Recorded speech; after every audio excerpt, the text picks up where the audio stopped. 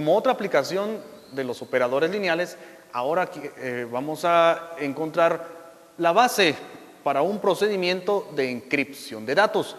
Recordando que la encripción de datos nace de la transmisión de información de un punto a otro, de modo que se comunique de forma oculta, para que solamente el emisor y el receptor puedan entender lo que se está transmitiendo. Pero antes de eso, quisiera recordarles algo que vimos en las clases pasadas. Recordemos el conjunto Z sub n, que era el conjunto de todas las clases de equivalencia, módulo n, sobre el cual definimos la suma de clases dado por la clase del representante, que era la suma de los representantes, y el producto de clases, que era la clase del producto de los representantes. Demostramos en su momento que esta estructura es un anillo e hicimos la salvedad que cuando el valor de n es primo, entonces la estructura constituye un campo. Aquí estoy recordándoles a ustedes la relación binaria sobre la que se construyó esta estructura, o más bien dicho, este conjunto. Era la relación de pares XY, de modo que la diferencia era un múltiplo de n. Y las clases de equivalencia encontramos que estaban dadas por los enteros, tales que y fuera de la forma k por n más x, ¿sí? Donde en x resulta ser un residuo después de un múltiplo de n, lo cual se suele escribir de esta manera: x es y módulo n, dicho de otra forma, x es el residuo de la división entera de y dentro de n. Un caso particular, en este caso sería el conjunto Z sub 3, el cual estaría formado por la clase del 0, 1 y 2, que son los residuos de la división entera dentro de 3. La suma, después de aplicar lo que acabamos de decir, quedaría dado por esta tabla. Los elementos interesantes acá son, al sumar 1, la clase de 1 con la clase del 2, lo cual es la clase del 0, porque 1 más 2, que en la suma entera es 3, al dividirlo dentro de 3, el residuo es 0.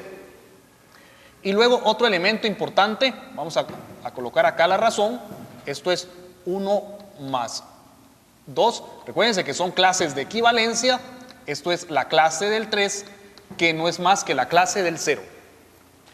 Y luego 2 más 2, en este caso sería la clase del 2 más la clase del 2, que es la clase del 4, y recuérdense que el representante de esta clase es 1, porque la división de 4 dentro de 3, al hacer la división de 4 dentro de 3, el residuo es 1. Y lo mismo para el producto. Aquí los elementos interesantes resultan ser el 2 operado con el 2 también es igual a 1. Y ahora vamos a ver un ejemplo. El ejemplo necesita algunos elementos antes, ¿sí? Lo que queremos es codificar la información que vamos a transmitir. En este caso voy a tomar el alfabeto usual y la idea es asignarle a cada elemento del alfabeto un código. Voy a incluir el espacio en blanco para poder formar oraciones. Al espacio en blanco le vamos a asignar 0, a la A un 1, a la B un 2, a la C un 3 y así con todos los elementos del alfabeto. Esta tabla la vamos a ir consultando seguido. Bueno, para incluir el álgebra en el procedimiento, pues realmente estamos trabajando sobre el conjunto Z27, que serían todas las clases de equivalencia desde la clase del 0 hasta la clase del 26, que son las clases módulo 27. Y el procedimiento está basado en el cálculo en las operaciones de matrices. Entonces, se basa en el uso de una matriz, que debe ser invertible.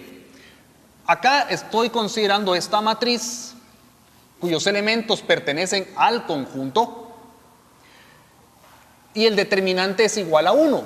2 por 3 son 6, menos 5 es igual a 1. calculamos que sea igual a 1 para simplificar la operatoria. Si estamos trabajando en un campo, pues no tendríamos problema porque entonces todos los elementos tendrían inverso multiplicativo. Pero para comodidad, pues buscamos un determinante igual a 1. Entonces, y aquí tenemos el cálculo de la matriz inversa, mediante un procedimiento que ya en alguna clase anterior habíamos aplicado. Para encontrar la inversa basta cambiar los elementos de esta diagonal principal y cambiarle el signo a estos dos. Solo recuerden que eso es válido únicamente en matrices de 2 por 2. En matrices de mayor dimensión hay que aplicar todo el procedimiento. Eso solamente es un algoritmo abreviado. Pero resulta que menos 5 y menos 1 no pertenecen al conjunto en el que estamos trabajando. Entonces, recuérdense que realmente deberíamos de identificar la clase de equivalencia a la que pertenecen. Eso significa, ¿a qué clase de equivalencia pertenece menos 5? Entonces, aquí tenemos la condición para saber la clase de equivalencia a la que pertenece un número. El valor pertenece a la clase de equivalencia de X si Y se obtiene al multiplicar 27, que es el valor sobre el que estamos trabajando, porque son 27 letras, por un número constante, por un número entero, más el representante de la clase. Y entonces, en este caso, menos 5 lo puedo obtener haciendo 27 por menos 1 más 22. Y de esa forma encuentro la clase a la que pertenece menos 5. Y luego menos 1, que lo puedo calcular haciendo 27 por menos 1 más 26. Este 26, que sería el residuo, me dice a qué clase pertenece el menos 1. Por lo tanto, la matriz A inversa que estoy buscando la voy a obtener 1 partido 1, que es 1 partido el determinante, que es 1, 3, aquí tendríamos 22, que es la clase representante, o el representante de la clase más bien dicho, y 26 en vez de menos 1 y 2. Y entonces ya tenemos expresada la matriz inversa en el campo sobre el que estamos trabajando. Ahora, ¿en qué consiste el procedimiento? El procedimiento consiste en lo siguiente. Vamos a escribir una oración muy conocida, ¿sí? Hola mundo. Y vamos a codificarla de acuerdo a la tabla que dimos al inicio. A la letra H le corresponde el 8, a la letra O le corresponde el 15, a la letra L le corresponde el 12, a la letra A le corresponde 1, el espacio en blanco le corresponde 0, la letra M es 13, la letra U es 21, la letra N es 14, la letra D es 4 y la letra O es 15. Y como estamos trabajando en un espacio de dimensión 2, lo que hacemos es agrupar esto en pares. ¿Sí? En parejas ordenadas. Y cada par ordenado pues va a constituir un vector. Y entonces la matriz que acabamos de encontrar, de proponer, constituye el operador lineal que permite la encripción de los datos bajo el siguiente criterio, ¿sí? Si este es el vector encriptado, más bien dicho, el vector codificado de la palabra, que sería la sílaba HO, entonces pensemos que sus componentes son X y Y, entonces lo que vamos a tener es lo siguiente: A multiplicado por este vector que le voy a llamar U. Y eso va a dar como resultado un nuevo vector que sería el vector encriptado. Entonces, este es el vector mensaje ya codificado y este es el vector que representa la palabra encriptada.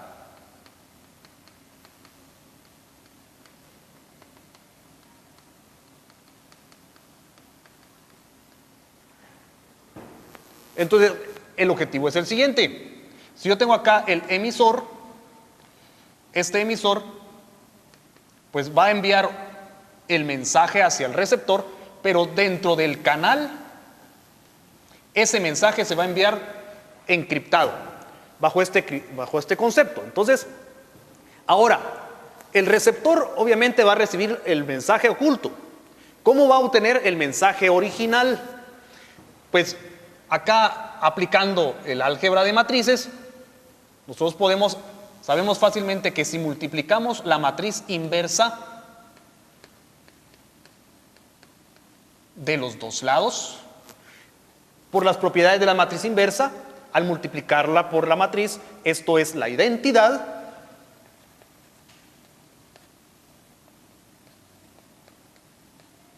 y la identidad por cualquier vector es igual que el vector. Por lo tanto, aquí tenemos que, si hacemos que A por U es igual a B, entonces B va a ser igual a la matriz inversa por el vector U. Y este sería el procedimiento para encriptar los mensajes, y este sería el procedimiento para desencriptar el mensaje. Y la matriz A, pues sería la representación matricial del operador encripción. Entonces, hagamos algunos casos. Para la primera sílaba, HO, para la sílaba HO. Entonces, tendríamos lo siguiente: la matriz 2, 5, 1, 3, multiplicado por el vector que representaban las sílabas H y O, que son 8 y 15. Esto sería igual a 2 por 8 son 16 y 5 por 15 son 45. Entonces lo vamos a hacer aquí abajo. 16 más 45, esos son 61. Y luego 1 por 8 más 3 por 15, esos son 8 más 45. Voy a corregir ahí porque eso mejor no lo voy a agregar. Le voy a decir a él que nos lo regrese ahí, que nos corten esa parte. Si no, vamos a perder tiempo con estos cálculos en el video.